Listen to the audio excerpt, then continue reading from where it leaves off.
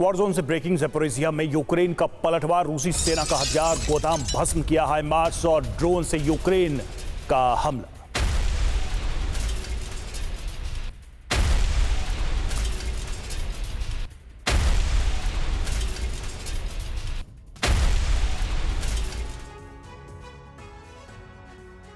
Trump Iran के एटमी mission के सबसे बड़े दुश्मन रहे हैं। यही वजह है कि ट्रंप का शासनकाल शुरू होने से पहले ईरान अपने परमाणु मिशन को कामयाब बनाने में लगा है।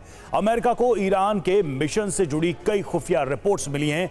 एक तरफ अमेरिका में ईरान पर हमले की प्लानिंग के लिए बाइडेन ने बैठक की, तो वहीं इसके 4 दिन बाद ही ईरान में भूकंप के झटकों ने अमेरिका के शक को और पुख्ता कर दिया। ईरान में एक न्यूक्लियर पावर प्लांट के करीब भूकंप के झटके महसूस किए गए। अब कयास लगाया जा रहा है कि यह परमाणु परीक्षण की वजह से हो सकता है।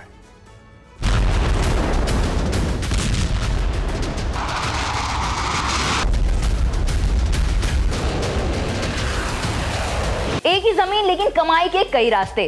सीखे इंटीग्रेटेड फार्मिंग और बने खेती से आत्मनिर्भर। अभी डाउनलोड करें फ्रीडम ऐप।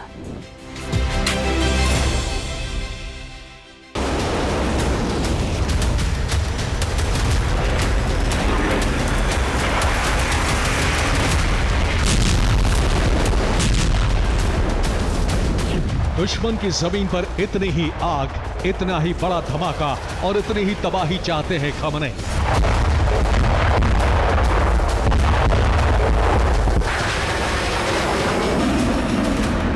खमनेई का सबसे बड़ा ख्वाब, ईरानी वैज्ञानिकों की सबसे बड़ी हसरत और ईरान की सेना की सबसे बड़ी जरूरत।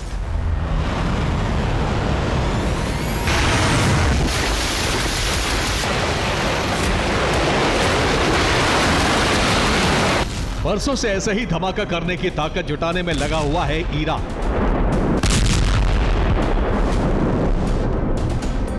कई रिपोर्ट, कई संकेत मिले जिससे लगा कि अब ईरान का एटमी मिशन पूरा हो चुका है।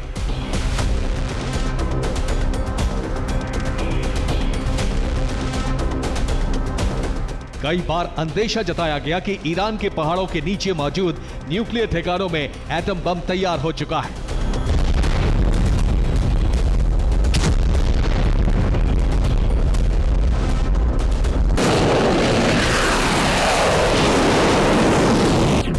नई रिपोर्ट है कि ईरान में भूकंप के झटके लगे। भूकंप का केंद्र बेहद कम गहराई पर था। परमाणु धमाकों जैसे 3 बार झटके। खास बात है कि इस बार भी भूकंप उसी इलाके में आया है जहां ईरान का परमाणु केंद्र है।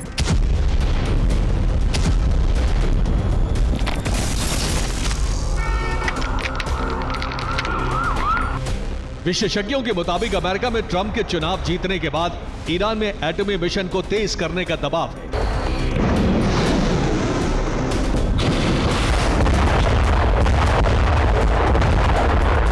कोशिश है कि ट्रंप काल की शुरुआत से पहले ईरान खुद को एटमी पावर बना ले।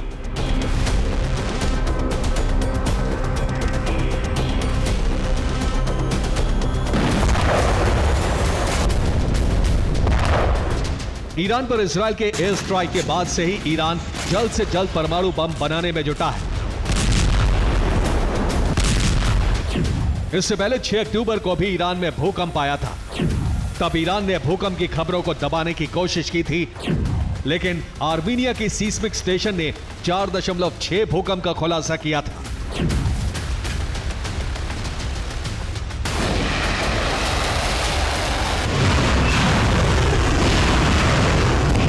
भूकंप की वेव का पैटर्न भूकंप से ज्यादा किसी परमाणु विस्फोट से ज्यादा मेल खा रहा था। इसलिए तब भी ईरान में अंडरग्राउंड परमाणु टेस्ट का शक जताया गया था। भूकंप जिस इलाके में आया था वो ईरान का काविर था। इसी रेगिस्तान में ईरान का अरादान न्यूक्लियर सेंटर है। स्टडी के बाद पाया गया कि काविर रेगिस्तान में कुछ ऐसा हुआ है जो भूकंप तो बिल्कुल नहीं है, बल्कि किसी परमाणु विस्फोट से मेल खाता है।